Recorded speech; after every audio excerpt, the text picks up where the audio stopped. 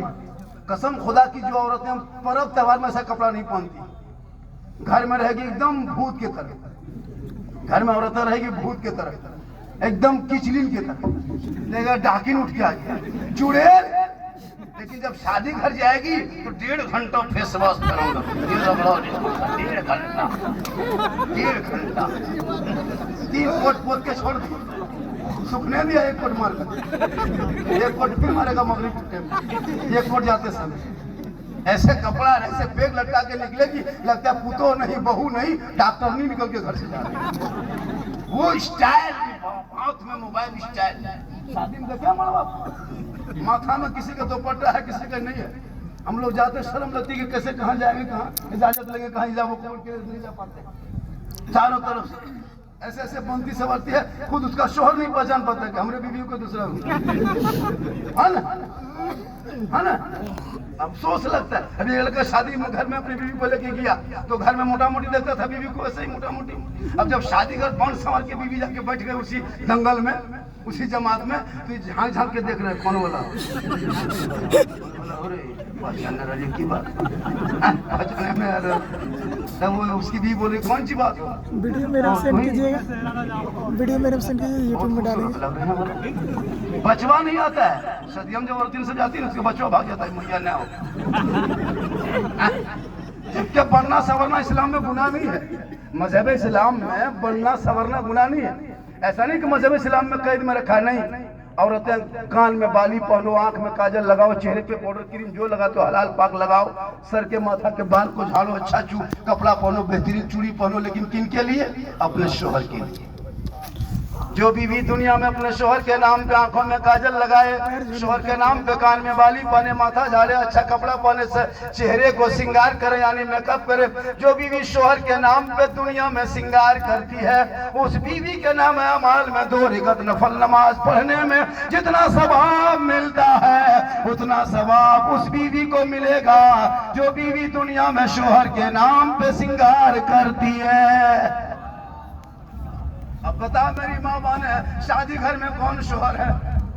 माँ तो सब पराये औरत है, पराये मर्द है, और वहाँ श्रृंगार करके घूमती हो। कल क़यामत के दिन वो औरत जो दुनिया में अपने चेहरे का श्रृंगार गैर मर्दों को दिखाया करती है, अपने चेहरे का श्रृंगार जो औरत दुनिया में गैर मर्दों को दिखाती है, कल मैदान महशर में उस औरत के चेहरे पे गोश्त ना होगा, हड्डी ही हड्डी दिखाई देगी। सर के बाल से उस औरत को लटका दिया जाएगा जो औरत दुनिया में अपने चेहरे के मुकब को श्रृंगार को गैर मर्दों को दिखाया करती थी।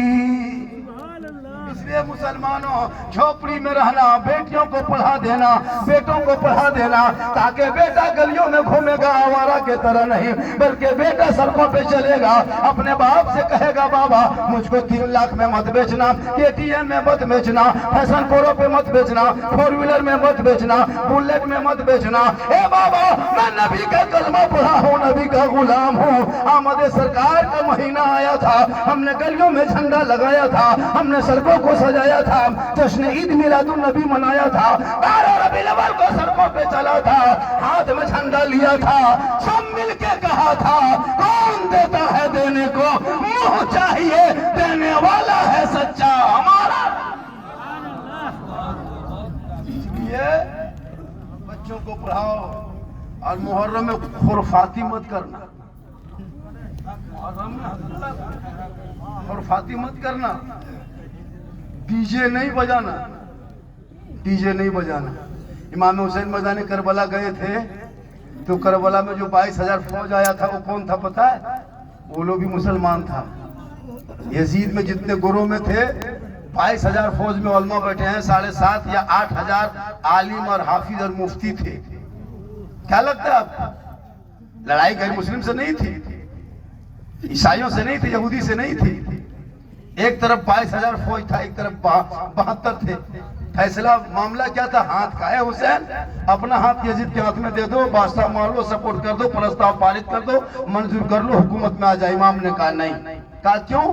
کہا اس لیے کہ یزید 36 سال کا ہے، آوارہ طرح بات چیت کرتا ہے، شراب بھی پیتا ہے، تاریک نماز بھی ہے، اور اس کی چال چلن ٹھیک نہیں ہے، چرتر ٹھیک نہیں ہے، اس کے ہاتھ پہ ہم ہاتھ نہیں دیں گے، پکا یہ شرابی ہے، اور شرابیوں کے ہاتھ میں اگر ہم آج ہاتھ دے دیں گے تو قیامت تک مسلمان بھٹک جائے گا کہ میدان کربلا میں حق پہ کون تھا۔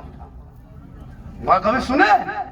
سوچو، امام حسین سے کہا ہاتھ دے دو حسین، کہا نہیں دیں گے، کہا حسین ہاتھ نہیں دو گے تو بیٹا دینا ہوگا، ہاتھ نہیں دو گے حسین تو بھتیجا دینا ہوگا، ہاتھ نہیں دو گے تو بھانجا دینا ہوگا، ہاتھ نہیں دو گے علی اکبر کو دینا ہوگا، ہاتھ نہیں دو گے تو قاسم کو دینا ہوگا، ہاتھ نہیں دو گے اولو محمد دینا ہوگا، ہاتھ نہیں دو گے تو کیا کہتے ہیں ان کے آنسو کو دینا ہوگا، شہربانوں کی سسر دینی ہوگی، ہاتھ نہیں دو گے حسین تو عباس کے دونوں بازو دینا ہوگا۔ میرے امام نے کہا ہم سب کچھ دے دیں گے پر ہاتھ نہیں دیں گے۔ یا امام، کربلا میں ہاتھ کا سوال تھا، یا حسین ایک ہاتھ دے دیتے یزید کے ہاتھ میں بیعت کر لیتے، مان لیتے حسین بیٹا بچ جاتا، ایک ہاتھ دے دیتے حسین دونوں بھانجا بچ جاتا، ایک ہاتھ دے دیتے حسین عباس کے دونوں بازو بچ جاتے، ہاتھ دے دیتے حسین قاسم کی جوانی بچ جاتی، ہاتھ دیتے حسین علی اکبر کے بچپن خوبصورتی بچ جاتی۔ یا امام، آپ ایک ہاتھ نہ دے کے پورا خاندان دے دیے، تب امام حسین نے میدان کربلا میں 10ویں محرم کو 61 ہجری میں پردیس وطن میں سمی گرم میں 56 سال کی عمر میں بھوکے پیاسے یہ اعلان کیا، اے نانا کی امتیوں سنو، یزید شرابی ہے شرابی، اور ہم اس لیے ہاتھ نہیں دیے تاکہ قیامت تک جو شرابی ہوگا وہ حسینی نہیں ہوگا، اور جو حسینی ہوگا وہ شرابی نہیں ہوگا۔